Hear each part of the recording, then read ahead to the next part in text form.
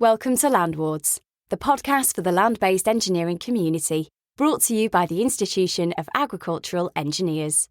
Hello and welcome to the Landwards podcast. I am your host, Andy Newbold, editor of the Institution of Agricultural Engineers magazine, Landwards, and we are joined today by the new Chief Executive Officer of the Institution of Agricultural Engineers, Charlie Nicklin. Hello, Charlie. Hello. Thank you for joining us today. Would you like to start by maybe telling us a little bit about your background? Yes, no problem. I've been around agriculture all my life. The majority of my family are farmers in Derbyshire and Staffordshire. I grew up on a family farm surrounded by tractors and machinery, and that sparked my interest in all things mechanical. And of course, woodland and fields, motorbikes and Land Rovers are also a big part of that.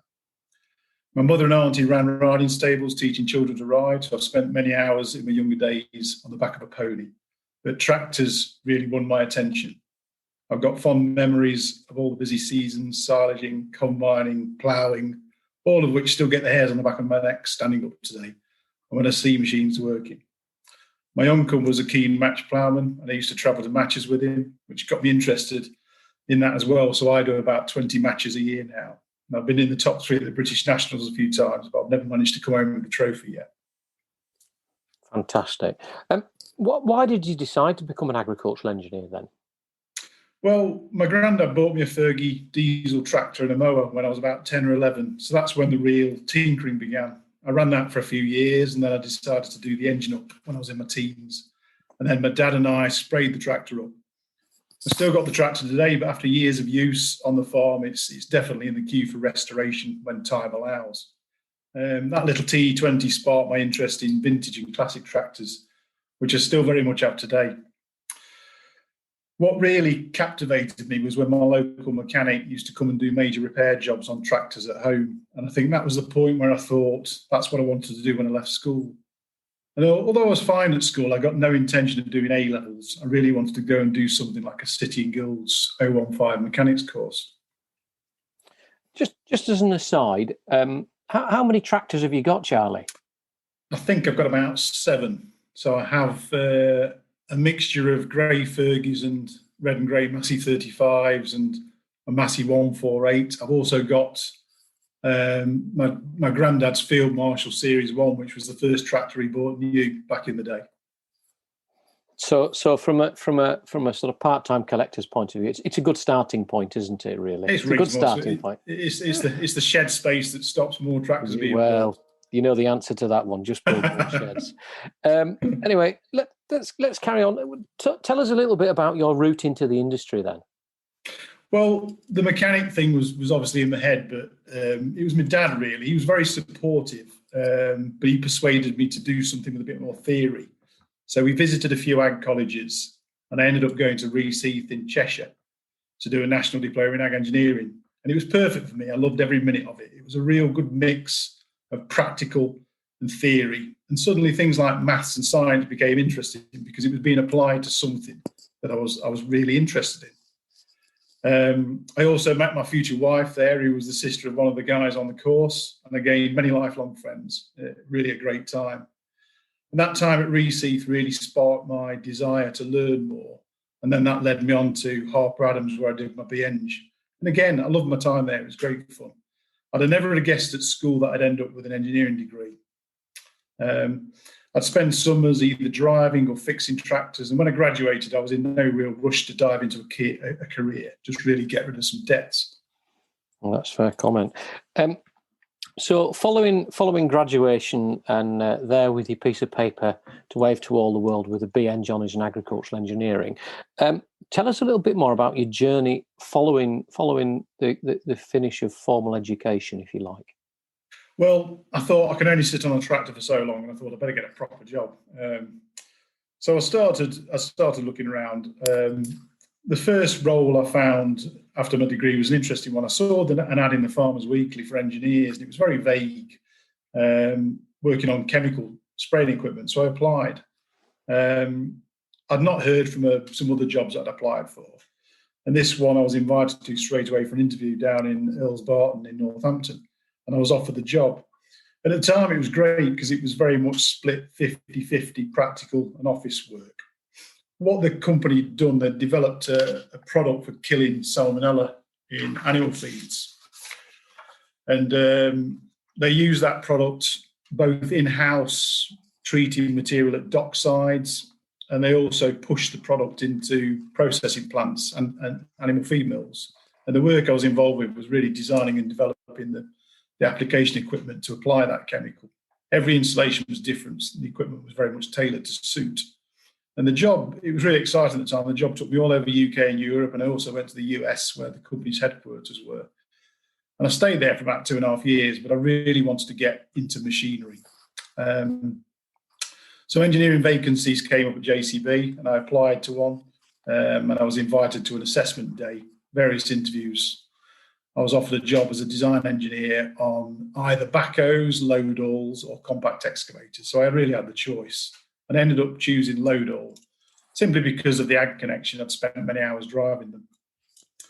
When I started at JCB, the business was deep into the design of the new side engine telehandler range, which still exists today. And I was chucked right at the deep end, coming up with component designs and releasing drawings.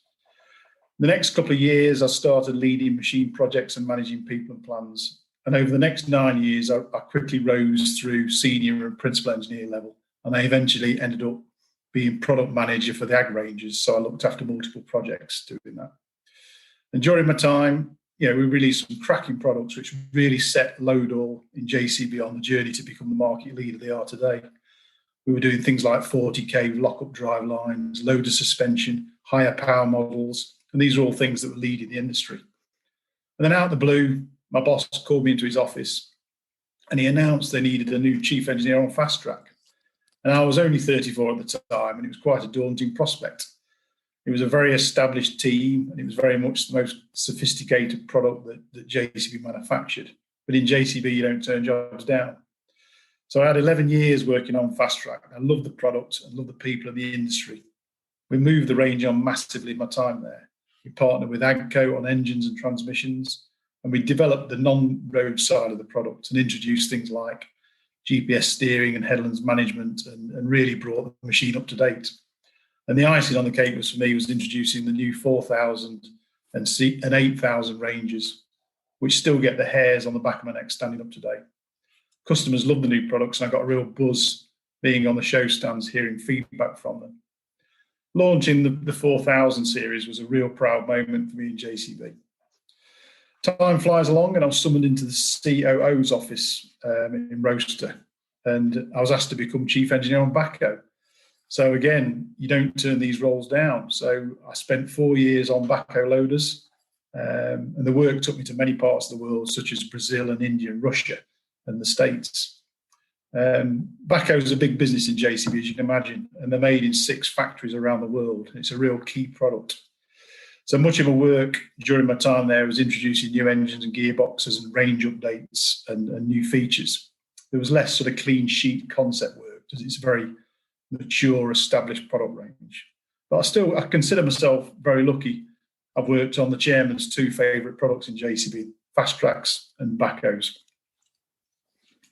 So we fast forward through your career now, and we find you as the Chief Executive Officer of the institution. Why did you want to become the CEO?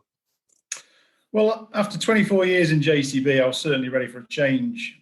When I left, people asked me what was I going to do next. And my response was always the same, something completely different. I didn't really know what, though. I've been a member of the IAGRE since I was at Harper and became chartered in 1999. And the opportunity to be more involved was of great interest. What I definitely knew that I wanted to stay in the ag industry, and all my experience was engineering. So what could be better than the Institute of Ag Engineers? As we all know, ag engineering is a hugely broad subject. It's not just about tractors and machinery. What really sparked my interest is the variety the role brings, such as working with young people in colleges and unis, staying abreast of cutting-edge industry developments, and keeping close contact with manufacturers. We've got to encourage young people into the industry, and support and mentoring are really important. And it's a chance to give something back to the community that's given me so much. So at the risk of this sounding like an interview, Charlie, and I apologise. But what did you bring to the what do you bring to the institution? Well, the thing for me is it's got to be my commercial background. At the end of the day, money makes the world go around. We need to make products to sell and provide services to generate cash. If we don't generate cash, we can't invest in education and research. It's pretty simple. There's got to be a commercial end product or service to generate the income to allow future investment. That's how the industry works. They're not just in it for the fun of it. They need to make cash. And I know I'm being pretty blunt, but I feel really strongly about this. The other thing for me is that I'm a member. I've been on my own journey since I graduated. So I understand the ups and downs you go through during your career. The IAGE is a broad church. Its members are diverse, not only by job type, but also by age. You think of the career advice available in our membership for young people as they start their own journeys. There's never been a more exciting time to get involved in land-based engineering. I'd absolutely echo that. What excites you about the role? Well, initially, with all the COVID restrictions, it's going to be really challenging, but I'm really looking forward to getting close to the educational establishments, which is ultimately where our new members will come from. I'm really keen to develop further relationships with manufacturers and service providers and encourage individuals and corporate membership. And I really want to understand what people want from a modern institution and what the institution can do for its membership. Also, I've had my head deep in machinery for the last 2.5 decades. So I'm really excited about getting involved in all the other aspects of agricultural engineering. None of us ever stop learning. Every day is a school day. What do you think the challenges ahead are, and how do you think the institution can help with that? Well, there's lots of opportunities out there for engineers, especially in land-based industries. We need to make sure these roles are really visible to young people to attract them into our industry. Manufacturing's changed over the years. There's still some large companies employing engineers, like the one I used to work for, but there are lots of small to medium-sized businesses who need people. My biggest challenge at JCB was finding good engineers, especially those with electrical and electronic engineering skills. Software and electronics are deeply embedded in agriculture, so it's important this is recognised in the educational establishments. Agriculture's changed. In addition to the normal cost challenges it faces, it now has climatic change, and sustainability and Brexit to deal with. And this generally only goes one way: reduce the input costs, improve the output efficiency, and hopefully still make some profit. Ag engineers play a huge part in this. There is so much sophistication in the industry now, there couldn't be a more exciting time to get involved. The institution needs to make sure it remains relevant to not only its existing membership, but the future members. It's important new members are attracted to the institution. And to do that, we have to offer clear benefits. For example, career guidance, job opportunities, networking opportunities, to name a few. Just thinking about agricultural engineering as a discipline, where do you see it going? I think it's changed dramatically. If you mentioned IAGRE a few decades ago, you instantly thought silt sow and tractor testing. And the agricultural engineer, well, he was the chap who came to fix your tractor. It's had a blurred image, and it still does. The engineer title, I think, was confused years ago. The industry allowed it to happen. You now call the engineer to fix your boiler or your washing machine. I mean, that ship sailed a long time ago. So all we can do is look forward and educate people on what an engineer actually is, and then introduce them to what the agricultural engineer is. Seriously, though, it's about educating people to what the discipline is and what it covers. I touched on it before. Climate change, sustainability, renewable energy, they're all key areas for land-based engineers to get stuck into, not forgetting the good old traditional ones. I think it's really important we understand where the careers of those who have studied land-based engineering have taken them and make sure that's visible to people. So what about your first 100 days in the hot seat? What are your plans?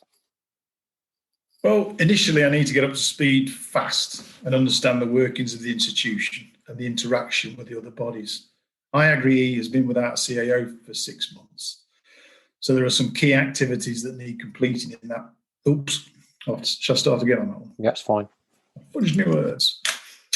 Initially, I need to get up to speed fast and understand the workings of the institution and the interaction with the other bodies.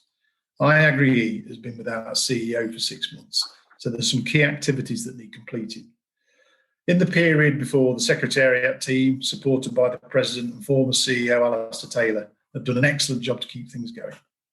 I'm really keen to understand the membership and what we as an organisation offer to them. There's been some great work done that we need to build on going forwards. The COVID restrictions are going to make things awkward in terms of getting out and about to companies and universities. And also the business climate at the moment is pretty tough. So they're not great times to get started. What COVID's done is open up virtual meetings and conference to people and made things more accessible, so we can take advantage of that. And I think that's changed the way we're going to operate going forward. Things like the lunchtime lectures that have been very successful. Challenges aside, I'm really looking forward to getting stuck in with the Secretariat team and, of course, supported by the Executive and Membership Committee and driving the institution forwards. For me, it's understanding the present, build on what's been done, and then plan for the future. Thank you for that, Charlie. I mean, you're right. The timing's never right, is it? Whatever you do, it's just we are where we are, and the challenge is to do the best with the situation we find ourselves in, and with the tools available. Well, look, I really appreciate the time you've given us today to give us an insight into your background and your thinking, and where you'd like to take the institution as well. So I'm very grateful for that. Thank you.